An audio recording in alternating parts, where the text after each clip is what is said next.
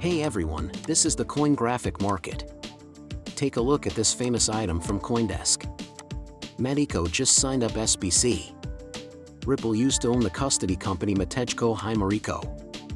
A large group of XRP users saw it as a win for the cryptocurrency, but they then took away the happiness in this piece. Just by chance, it works out this way. Strange things happen all the time. Things don't just happen by chance. This attack piece comes just a few days after Barry Silbert said he was selling CoinDesk to buyers who thought the price would go up. Now, do you remember when I was optimistic? Who owns the optimistic? What is his name? Tom Hardy. Because everyone, even government officials, knows that Bitcoin is not a guarantee. Things could move faster with Bitcoin, which would be good for the business.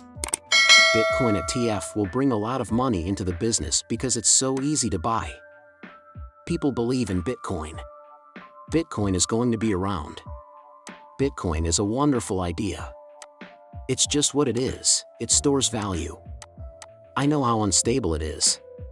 Something that can be used to keep value. Some people are calling it a discovery instead of an invention. It was there all along. Yes, I'm sure you've been learning about Bitcoin for days. Yeah. And some investors and people who back the digital asset think it was made by the government. It is very important that you trade stocks. Let's make everything fit together. What do we have to do? Tom Farley is here. He used to be the head of the New York Stock Exchange, which is run by ICE and rated back. Many of these people, like Sharp BC, Tom Farley, and Backed, are only interested in Bitcoin. Ken BC would never cover ETH Gate. BC Keene would never ask Jay Clayton any deep questions.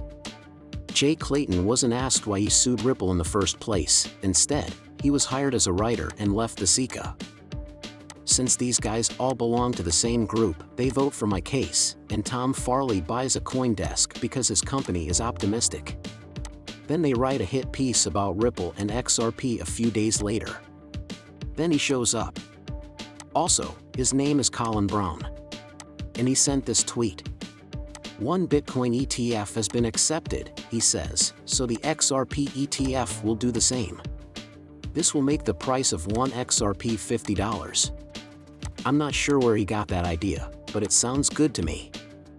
Now that you have all of these Wall Street people on the same team, let me tell you why. Don't forget the back.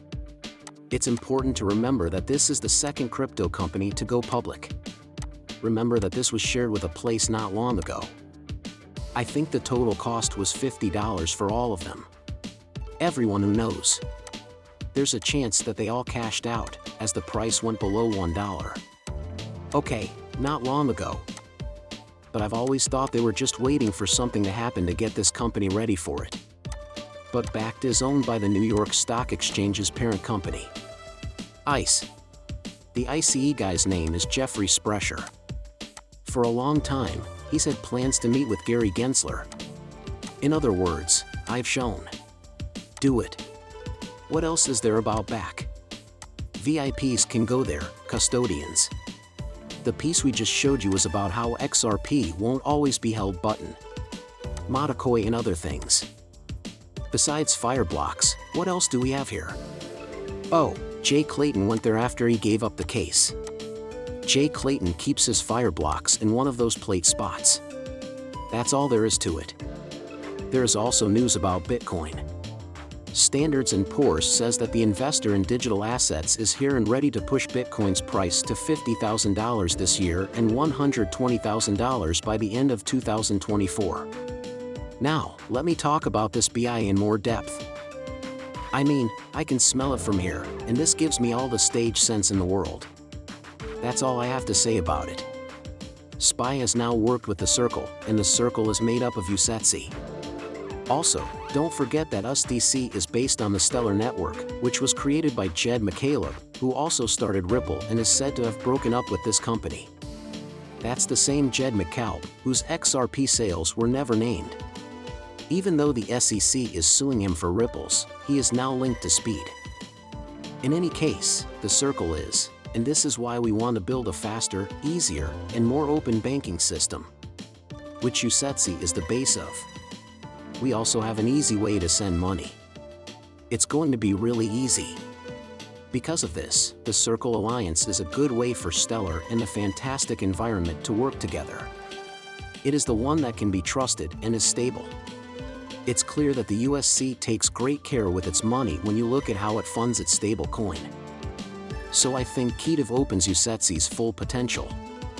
Stellar can really be used to get into USDC from anywhere in the world through any MoneyGram provider. For so many different uses to be possible, funding is needed. And US Dollar Corporation is the best company to work with when it comes to digital currencies. We want to make the banking system faster, easier, and more open to everyone. The Us.Thankx tree is the support and helper.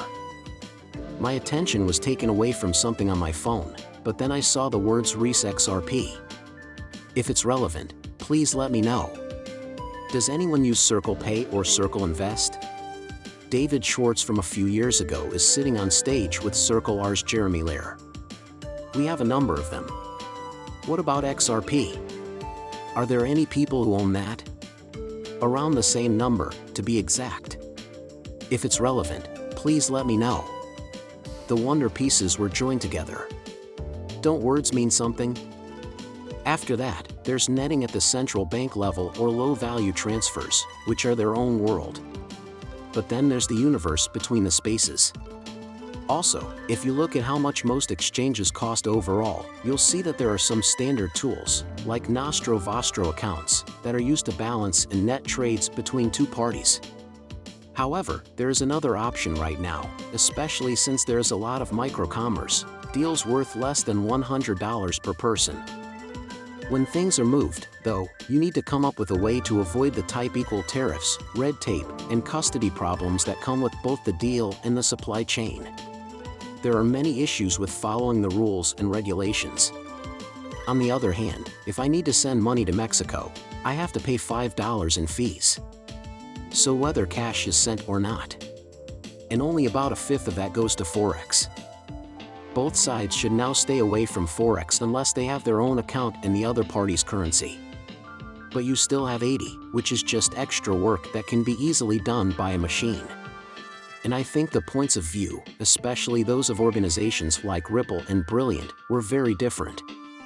There are two kinds of deals, high value and low value. That being said, I think they are thinking that there are 80% of these steps that can be automated and still be completely legal.